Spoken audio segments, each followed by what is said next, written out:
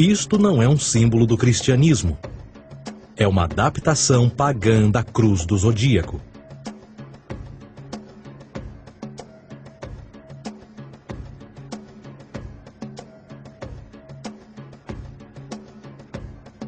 Esta é a razão pela qual Jesus, nas primeiras representações, era sempre mostrado com a sua cabeça na cruz.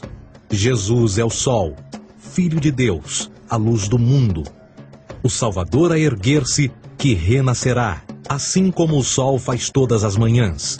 A glória de Deus que defende contra a força das trevas.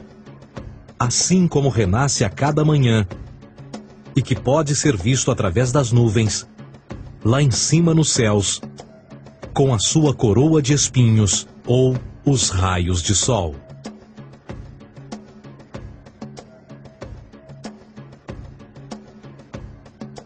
Agora, nas muitas referências astrológicas ou astronômicas na Bíblia, uma das mais importantes tem a ver com o conceito de eras. Através das Escrituras há inúmeras referências a essa era. Para compreender isto, precisamos primeiro estar familiarizados com o fenômeno da precessão dos equinócios. Os antigos egípcios, assim como outras culturas antes deles, reconheceram que aproximadamente de 2150 em 2150 anos, o nascer do Sol durante o equinócio de primavera ocorria num diferente signo do zodíaco. Isto tem a ver com a lenta oscilação angular que a Terra tem quando roda sobre o seu eixo. É chamado de precessão porque as constelações vão para trás, em vez de permanecerem no seu ciclo anual normal. O tempo que demora cada precessão através dos 12 signos é de 25.765 anos. Este ciclo completo é chamado também de Grande Ano, e algumas civilizações ancestrais sabiam disso. Referiam-se a cada ciclo 2.150 anos como Era. De 4.300 a.C. a 2.150 a.C. foi a Era de Touro. De 2.150 a.C. a 1 d.C. foi a Era de Áries. E de 1 d.C. a 2.150 d.C. é a Era de Peixes, a era que permanecemos nos dias de hoje. E por volta de 2150 entraremos na nova era, a Era de Aquários. Agora, a Bíblia refere-se por alto ao movimento simbólico durante 3 eras, quando se vislumbra já é uma quarta. No Velho Testamento, quando Moisés desce o Monte Sinai com os 10 mandamentos, ele está perturbado ao ver sua gente adorar um bezerro dourado. De fato, ele até partiu as pedras dos 10 mandamentos e disse a todos para se matarem uns aos outros para purgarem o mal. A maior parte dos estudiosos da Bíblia atribuem esta ira de Moisés ao fato de os israelitas estarem adorando a um falso ídolo ou algo semelhante. A realidade é que o bezerro dourado é o Taurus, touro. E Moisés representa a nova era de Áries. Esta é a razão pela qual os judeus ainda hoje assopram com o chifre do carneiro.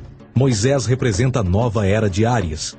E perante esta, todos têm de largar a velha. Outras divindades, tais como Mitra, marcam essa transição também. Um deus pré-cristão que mata o touro, na mesma linha simbólica. Agora Jesus é a figura portadora da era seguinte à de Áries, a Era de Peixes. O simbolismo de peixes é abundante no Novo Testamento, assim como Jesus alimenta 5.000 pessoas com pão e 2 peixes. No início do seu ministério, enquanto caminhava ao longo da Galileia, conhece 2 pescadores que o seguem. Agora reflita se voltar a ver um adesivo em formato de peixe escrito Jesus na traseira dos carros. Poucos sabem o que aquilo no fundo representa. É um simbolismo astrológico pagão para o reinado do Sol durante a Era de Peixes. Jesus assumiu também que a data do seu nascimento é também a data do início desta era. Em Lucas 22:10, quando Jesus é questionado se a próxima passagem será depois de ele ir embora, Jesus responde: Eis que quando entrardes na cidade, encontrareis um homem levando um cântaro de água. Segui-o até a casa em que ele entrar. Esta escritura é de longe a mais reveladora de todas as referências astrológicas.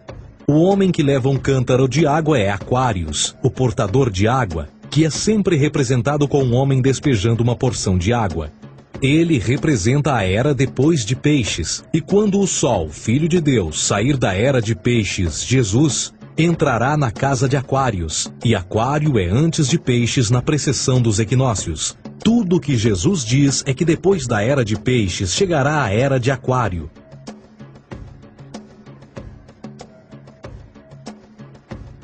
Agora todos já ouvimos falar sobre o fim do mundo.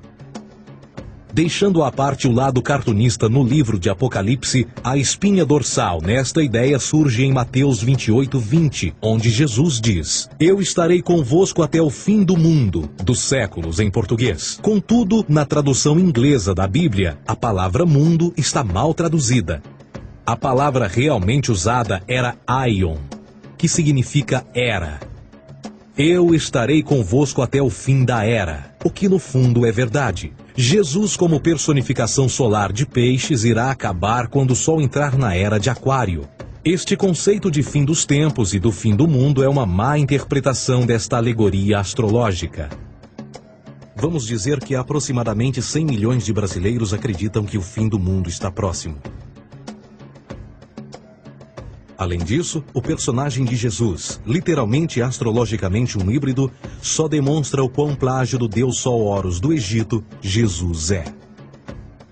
Por exemplo, inscrito há 3.500 anos atrás, nas paredes do templo de Luxor, no Egito, estão imagens da Enunciação, da Imaculada Concepção, do nascimento e da adoração a Horus.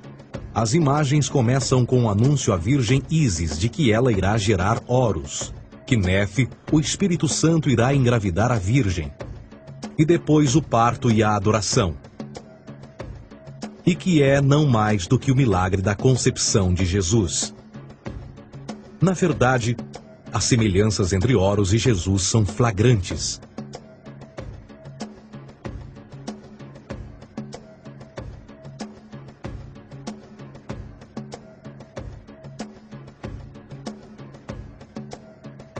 E o plágio continua.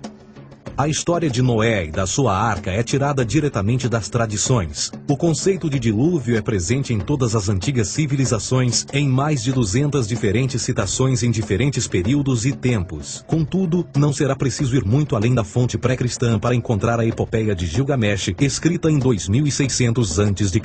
Esta história fala sobre grandes inundações ordenadas por Deus, uma arca com animais salvos e até mesmo o libertário retornar da pomba, entram em concordância com a história bíblica, entre muitas outras semelhanças. E depois há a história plagiada de Moisés. Sobre o nascimento de Moisés, disse que ele foi colocado numa cesta de cana e lançado ao rio para evitar um infanticídio. Ele foi mais tarde salvo pela filha de um rei e criado por ela como um príncipe. Esta história do bebê numa cesta foi retirada do mito de Sargão de Acade por volta de 2250 a.C. Depois de nascer, Sargão foi posto numa cesta de rede para evitar um infanticídio e lançado ao rio. Foi depois salvo e criado por Aqui, uma esposa da realeza Acádia. Além disso, Moisés é conhecido como legislador, portador dos 10 mandamentos e da lei mosaica. Contudo, a ideia de a lei ser passada de um deus para um profeta numa montanha é também antiga. Moisés é somente um legislador numa longa linha de legisladores na história mitológica. Na Índia, Manou foi o grande legislador. Na ilha de Creta, Minos ascendeu ao monte Ida, onde Zeus lhe deu as leis sagradas. Enquanto que no Egito, Moisés tinha nas suas pedras tudo o que Deus lhe disse. E no que diz respeito a estes 10 mandamentos, foram retiradas a papel químico do feitiço 125 do Livro dos Mortos do Antigo Egito. O que é que o Livro dos Mortos dizia? Eu nunca roubei, tornou-se tu nunca roubarás. Eu nunca matei, tornou-se nunca matarás. Eu nunca menti, tornou-se nunca levantarás falsos testemunhos, e por aí adiante. A religião egípcia é, no fundo, a base fundamental para a teologia judaico-cristã. Batismo, vida após a morte, julgamento final, imaculada concepção, ressurreição, crucificação, a arca da aliança, circuncisão, salvadores, comunhão sagrada, dilúvio, Páscoa, Natal, a passagem e muitas outras coisas e atributos são ideias egípcias, nascidas muito antes do cristianismo ou judaísmo. Justin Martyr, um dos primeiros historiadores e defensores cristãos, escreveu: